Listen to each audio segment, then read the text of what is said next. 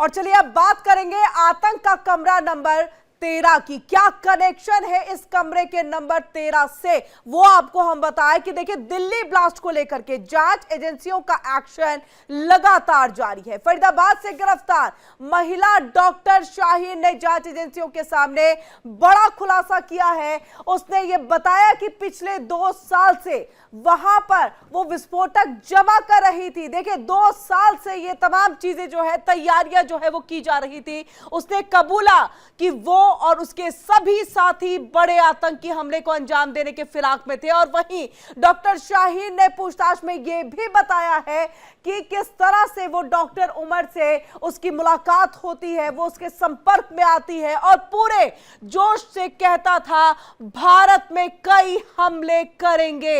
Doctor Umar Saharanpur से गिरफ्तार, doctor Adil Faridabad से गिरफ्तार, डॉक्टर मुजम्मिल के साथ मिलकर के डॉक्टर शाहीन 2 साल से अमोनियम नाइट्रेट जैसे विस्फोटक इकट्ठा कर रहे थे। और ये सब कुछ जैश ए मोहम्मद के इशारों पर किया जा रहा था। अब देखिए इस कहानी का केंद्र बना है फरीदाबाद की वो यूनिवर्सिटी जिसमें ये सभी जो है वहां पर पढ़ा रहे थे। और देखिए अल फलाह यूनिवर्सिटी, यही की बिल्डिंग नंबर 17 और उसमें रूम नंबर 13, जहां से आतंक की ये पूरी पटकथा जो है वो लिखी गई है। और आपको बताया कि यहीं पर वो पूरी प्लानिंग चल रही थी। अमोनियम नाइट्रेट जो है यहीं पर जो है उसको इकट्ठा किया जा रहा था ताकि पूरी दिल्ली को, देश को दहलाया जा सके। उसकी पूरी पटकथा कहानी यहीं से लिखी गई थी। और सूत्रों के मुताबिक देखिए यही साजिश रचने के प्रमाण भी मिल रहे हैं,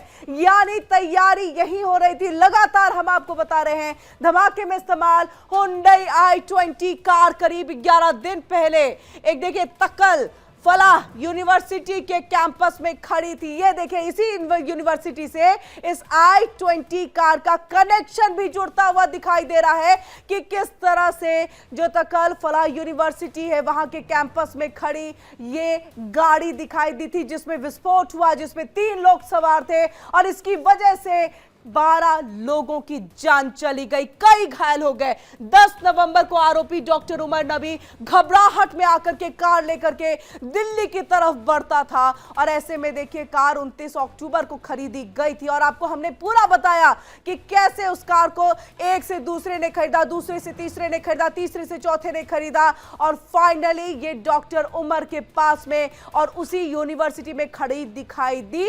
उसके बाद 29 अक्टूबर को खरीदी गई थी ये गाड़ी। उस दिन पॉल्यूशन अंडर कंट्रोल सर्टिफिकेट के लिए कार बाहर ले जाई गई थी और इसका भी अब सीसीटीवी फुटेज जो है वो सामने आ चुका है। 3 लोग इसमें नजर आए। डॉक्टर शाहीन जैश ए मोहम्मद से जुड़ी है, वो भारत में महिला विंग जमात उल मोमिनात का गठन कर रही थी। ये देखिए ये भी हमने आपको जानकारी दी थी कि किस तरह से जैश ए मोहम्मद अब महिलाओं की एक ब्रिगेड को वो तैयार कर रहा है और उसका नाम जमात उल मोमिनात ही है, जिसमें मसूद अजहर की बहनें यानी दोनों बहनें जो है इसको पूरी तरह से हैंडल कर रही हैं। और शाहीन का भी कनेक्शन देखिए मिलता है। इसके लिए रिक्रूट की गई जिम्मेदारी भी उसी की थी। डॉक्टर शाहीन फरीदाबाद से ही गिरफ्तार डॉक्टर मुजम्मिल शकील की गर्लफ्रेंड है। ये कनेक्शन देखिए ये भी जुड़ता हुआ निकल करके सामने आ गया कि किस तरह से दोनों जो है जुड़े हुए थे, एक रिश्ते में बंधे हुए थे। दोनों को जम्मू कश्मीर पुलिस ने गिरफ्तार किया था। जमात उल मोमिनात का पाकिस्तान में गठन किया गया है जिसकी कमान जैश ए मोहम्मद का कुख्यात सरगना मसूद अजहर है और उसकी बहन सादिया अजहर और उस महिला विंग की प्रमुख है। ये देखिए तमाम जांच एजेंसियों की तरफ से जैसे जैसे जांच आगे बढ़ रही है वैसे वैसे ये सारे खुलासे होते चले जा रहे हैं। डॉट्स को भी जोड़ा गया, तारों को जब खंगाला गया, उसको सुलझाया गया तो देखिए कनेक्शन कहां से कहां निकल करके सामने आ गया। फरीदाबाद में डॉक्टर मुजम्मिल के एक कमरे से 360 किलो विस्फोटक जब्त किए गए थे, जबकि दूसरे कमरे से 2900 यानी कि 2900 किलो अमोनियम नाइट्रेट बरामद किया गया था। लाल किला कार बम धमाके में भी अमोनियम नाइट्रेट इस्तेमाल किए जाने की आशंका जताई गई। ये देखिए शुरुआत कहां से कहां और जब खुलासा हो रहा है, तार खुल रहे हैं तो किस तरह से पाकिस्तान का कनेक्शन और वहां पर महिला ब्रिगेड जो तैयार किया जा रहा है तो शाहीन का भी कनेक्शन निकल करके सामने आ रहा है। नहीं, मैं जो एक्चुअली मैं होम ट्यूशन देता हूँ। अच्छा, घर पे। आपके डॉक्टर परवेज आपके भाई हैं, शाहीन आपकी बहन है, इनके बारे में जो खुलासे हो रहे हैं, जैसे पूछताछ करिए, क्या नहीं, कहेंगे? यकीन तो नहीं हो रहा। क्यों? क्योंकि मैं भाई बहन हमारे ऐसे इस लाइन के हैं ही नहीं। अच्छा, अपने बहन के विषय में जरा बताइए, उनके व्यवहार के विषय में तमाम बातें इतनी आ रही हैं, अस्पताल, कानपुर के अस्पताल में भी छोड़ दी, जरा उनके इतिहास और उनके कहानी के विषय में बताइए, कैसी थी जरा उनके बारे में बताइए, बचपन के विषय में उनके व्यवहार। बचपन बहुत सही थी, पढ़ने लिखने में बहुत सही। आखिरी बार कब बात हुई थी शाहीन से आपकी? आखिरी बार हमारी बात हुई, हमारी करीब 4 साल ताल्लुक नहीं है कोई। शाहीन से ऐसा क्यों हुआ? बहन है आपकी, ताल्लुक नहीं है? कुछ पारिवारिक मतलब जैसे होता है। अभी वो किनके साथ थी? अभी वो जिस ग्रुप के साथ थी? अब ग्रुप के साथ नहीं मालूम, ग्रुप क्या है वो तो भाई मीडिया में जैसे। अच्छा, यहाँ आती जाती थी? जो आप बता रहे हो वही है, हम टीवी पे देख रहे हैं, वही हम सब जगह देख रहे हैं। तुम यार आके लगा दियो। आप कैसे देखते हैं इसको, जो घटना घटी, इतने लोग मर गए, न्याय क्या उन लोगों की मौत के लिए? आपके भाई बहन अब इसमें तो अभियुक्त हो गए हैं, कैसे देखेंगे? वो बनाया जा रहा है, वो मुझे। अच्छा, आप ऐसा मान रहे हैं कि उनको बनाया जा रहा है, वो है नहीं, ऐसा आप मान रहे हैं? आप लोग क्या लगता है कि सच में कुछ ऐसा हो सकता है कि नहीं हो सकता? जी, हमको तो नहीं। तो देखिए, जिस तरह से जांच धीरे धीरे आगे बढ़ते हुए अब ये पूरा खुलासा यहां पर हो रहा है, कनेक्शन यहां पर पाकिस्तान से नजर आ रहा है। Room number 13, building number 17, I-20 car का वहां के कैंपस में खड़े होना, ये तमाम चीजें ऐसे बता रही कि सब कुछ चीजें जुड़ी हुई हैं। चलिए, ज्यादा हम इसी पर और चर्चा करने के लिए, बातचीत करने के लिए अपने कुछ मेहमानों का रुख कर लेते हैं। MC द्विवेदी जी, पूर्व DGP हमारे साथ जुड़ चुके हैं, उत्तर प्रदेश के हैं, बहुत बहुत स्वागत है आपका। NND दुबे जी भी हमारे साथ जुड़ चुके हैं, पूर्व DIG BSF के हैं, वो भी हमारे साथ जुड़ चुके हैं। और वहीं हमारे साथ NK सूद साहब, पूर्व रॉ अधिकारी, वो भी हमारे साथ जुड़ चुके हैं। आप सभी का बहुत बहुत स्वागत है। सबसे पहले MC द्विवेदी जी, आपका रुख करते हुए इस बात को, फरीदाबाद मुख्य वो पॉइंट, वो जगह और खासतौर से वो यूनिवर्सिटी जहां पर ये सब कुछ पटकथा जो है वो लिखी गई, कहानी लिखी गई कि किस तरह से न केवल दिल्ली बल्कि पूरे देश को दहलाना है। अब ऐसे में ये जो रूम नंबर 13 का कनेक्शन सामने आ गया है, कैसे सब कुछ जो इंप्लीमेंट करने की एक तैयारी थी, आप कैसे देख रहे हैं इस चीज को, एक पुलिस के नजर से कैसे देख रहे हैं? उसे स्पष्ट है कि इन लोगों की तैयारी बहुत बड़ा कोई कांड करने की थी, तभी इतना अधिक एक्सप्लोजिव वहां पर रखा गया था। और अगर ये सफल हो जाते तो बहुत ही भयंकर कांड हो सकता था। लोकल पुलिस और इंटेलिजेंस दोनों बहुत इसके लिए उनकी बधाई के पात्र हैं कि उन्होंने इसको रोकने में सफल हुए हैं। और जो कल का जो इंसिडेंट धमाका का हुआ है मेट्रो स्टेशन पर, वो लगता ऐसा है कि उसी से कनेक्टेड है। या तो ये दिखाने के लिए कि हम अभी कारगर हैं, आपको डराने के लिए, परेशान करने के लिए, ये दिखाने के लिए किया गया है। और अन्यथा ये भी हो सकता है कि कहीं और कुछ करना चाहते हो, उसके लिए ये उम्र लेके जा रहा हो कार को। तो हर हालत में ये बहुत ही गंभीर मामला है और पूरे देश के लिए इसमें सतर्कता की आवश्यकता है। जो इनका इस्लाम का जो गजवाए हिंद स्टैब्लिश करने का जो इंटेंशन है, उसको पूरा करने का एक कदम भी ये हो सकता है कि उसके लिए पहले ये इस तरह के विस्फोट करें, अशांति फैलाएं और उसके बाद में टेक ओवर करें। तो हमारी इंटेलिजेंस एजेंसीज को, पुलिस को और दूसरे प्रशासन को बहुत ही सतर्कता की आवश्यकता है भविष्य के लिए। बिल्कुल। NND दुबे जी, आपके पास इस बात को थोड़ा बताइएगा, जो गजवाए हिंद का जिक्र यहाँ पर जो है किया गया है MC द्विवेदी जी की तरफ से, सर की तरफ से, वाकई लग रहा है ये इसी तरफ बढ़ता हुआ एक स्टेप। एक तरफ तो हम देख रहे हैं धर्मांतरण के जरिए, लव जिहाद के जरिए, जमीन जिहाद के जरिए जो है इस तरह से गजवाए हिंद की कोशिश की जा रही थी, जो उत्तर प्रदेश में छांगुर की गिरफ्तारी के बाद जो है खुलासा हुआ भी था। ये भी एक तरीका है कि जो डॉक्टर्स हैं, पहले हो सकता है कि वो जम्मू कश्मीर में रहे, कई ऐसे कनेक्शंस जो है निकल करके आ रहे हैं कि कश्मीर में रहे, फिर वो भारत की धरती पर चले आए, यहाँ की यूनिवर्सिटी में पढ़ने लगे हैं। तो ऐसे में ये कि अब उन सबको जो है एक साथ करके गजवाए हिंद के तरफ में जो है लेकर के जाने की बात हो रही है, या सोच है, एक आइडियोलॉजी लेकर के चल रहे हैं।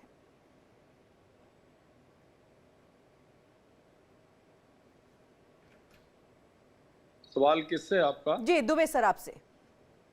इसमें कोई संदेह नहीं मैडम, ये गजवाए हिंद क्या, ये जो बिल्कुल अंसारुल गजवाए हिंद का बेसिकली ये मॉड्यूल था। और जैश ए मोहम्मद की स्थापना हुए 25 साल हो गए। आपको मालूम है 21 जनवरी 2000 को ये बहावलपुर में मौलाना मसूद अजहर ने इसे खड़ा किया था। जैश ए मोहम्मद ने लैंडमार्क अटैक किए हैं भारतीय जमीन पे।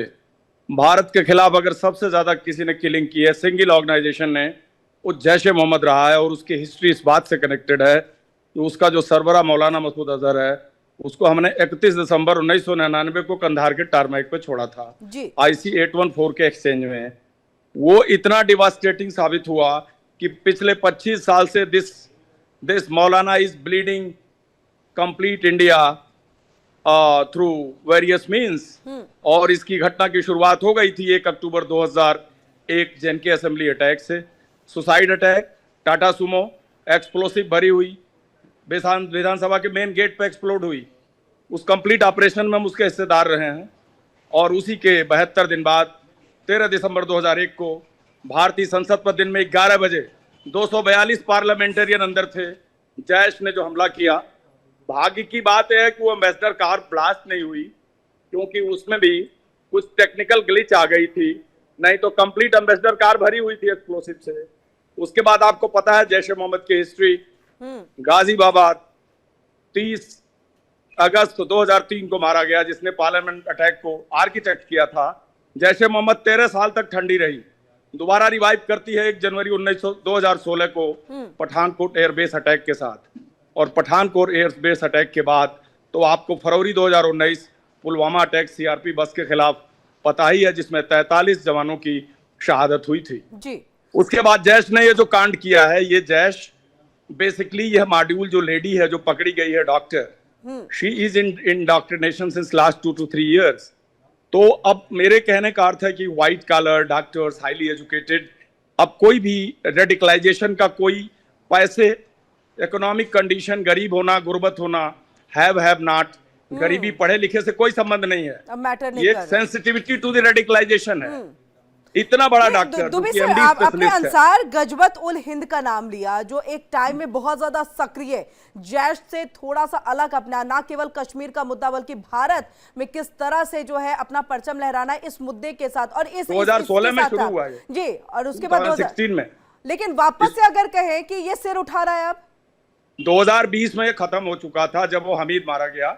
2016 में ये जाकिर मूसा से शुरू हुआ। जाकिर मूसा भी तो इंजीनियर था। जाकिर मूसा के बाद उसका कमांड आई ललियारी के पास, 2018 में मारा गया। थर्ड कमांडर इसका निकला Hamid, he was killed in 2020। उसके बाद से 4 साल तक ये ठंडा रहा। होता क्या है कि ISI स्पॉन्सर्ड जितने टेरर मॉड्यूल है ना, इनको टाइम टू टाइम इनका गियर लगाती है ISI, कब कौन सा इंजन बंद करना है, कौन सा इंजन ऑफ मोड में डालना है, किस इंजन को स्टिल में डालना है। अब इस समय क्या है कि आपको मालूम है जैश का बहावलपुर सिटाडेल ढहा गया था ऑपरेशन सिंदूर में। मौलाना के दो बहनोई मारे गए थे, उसकी खुद की बीवी मारी गई। 13 लोग जैश के उसमें तबाह हुए। तो जैश जो है ना, इंटरनेशनल टेरर रडार पे है।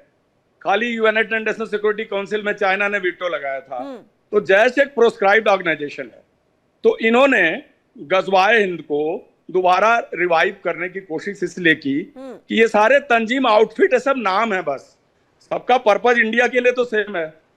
तो ये एक नाम को बैक सीट पे रखते हैं और सपोर्ट देकर के दूसरे तंजीम को एक्टिव करते हैं। और इसमें देखिए कि जो जाकिर मूसा था वो हिजबुल मुजाहिदीन का ओरिजिनल कैडर था, हिजबुल मुजाहिदीन से वो अलग हुआ था। तो वो अलकायदा के आईसिस खुरासान का जो आइडियोलॉजी है उसको दोबारा वो इंडिपेंडेंटली ले जाना चाहता था। तो ISI भारत के अंदर ही, जम्मू कश्मीर के अंदर ही तमाम तंजीमों को अलग अलग टाइम पर अलग अलग तरीके से एक्टिवेट करती रही है। और ये जो अभी आपके सामने मॉड्यूल था, एक इंडिपेंडेंट मॉड्यूल उन्होंने खड़ा किया था सेम आइडियोलॉजी के साथ। और आप सोचिए कि इसका कितना बड़ा कैटास्ट्रोफिक इफेक्ट होता है हिंटरलैंड के सिक्योरिटी पे। अभी तो आपने एक स्लिप अवे टेररिस्ट का एक्टिविटी देखा। उमर तो एक तरह से स्लिप अवे था। इसमें 10 में से 9 नंबर जेके पुलिस को देना चाहिए जिसने केस ट्रैक किया। तो एक तरह से देखा जाए तो जम्मू कश्मीर बधाई की पात्र है। 21 अक्टूबर से शुरू किए गए इस ऑपरेशन को उन्होंने बताइए 16 दिन तक दिल के साथ रखा।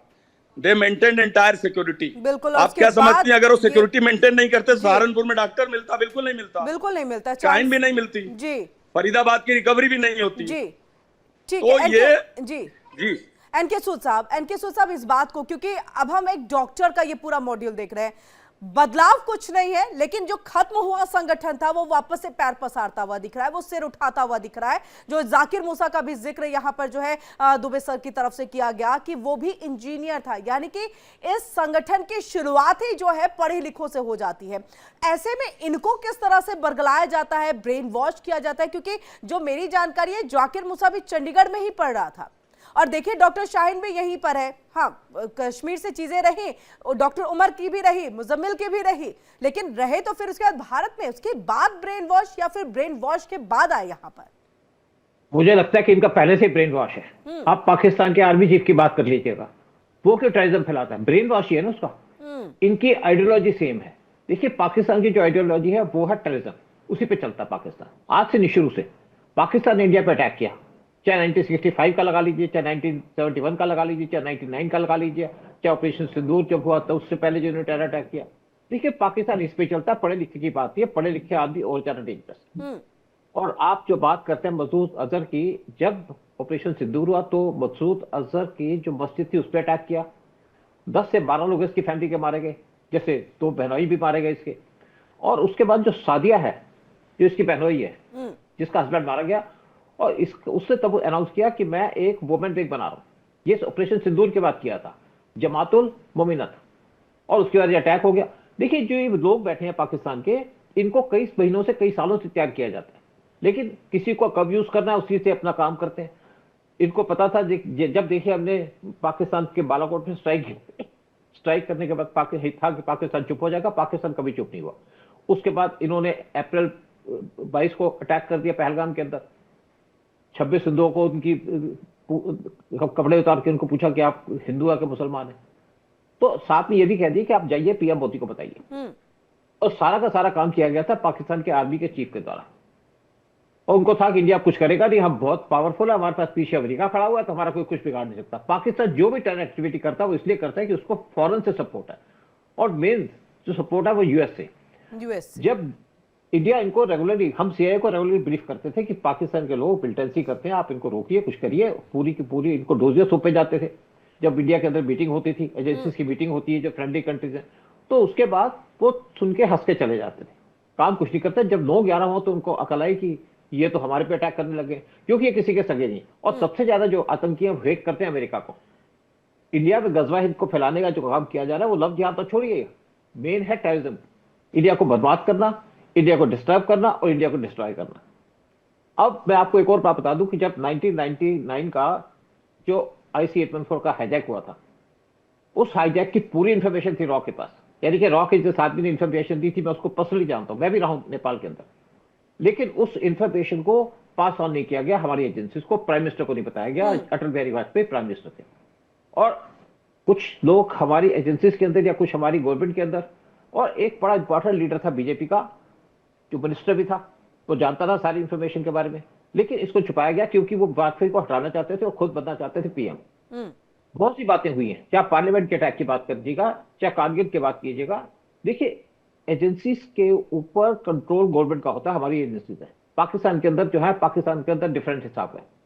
और आज जो ये अटैक हुआ है, ये मैं सोचता हूं कि ये बिल्कुल एक तरीके प्लांट अटैक था, बिल्कुल पूरे तरीके से प्लान था। लेकिन इनका प्लान जब ए फेल हो गया तो प्लान बी चला दिया, और एक आदमी वहां से अपने बम्प्स लेकर भाग गया अपनी गाड़ी के अंदर, और 3-4 घंटे तक लाल किले के पास वेट करता रहा।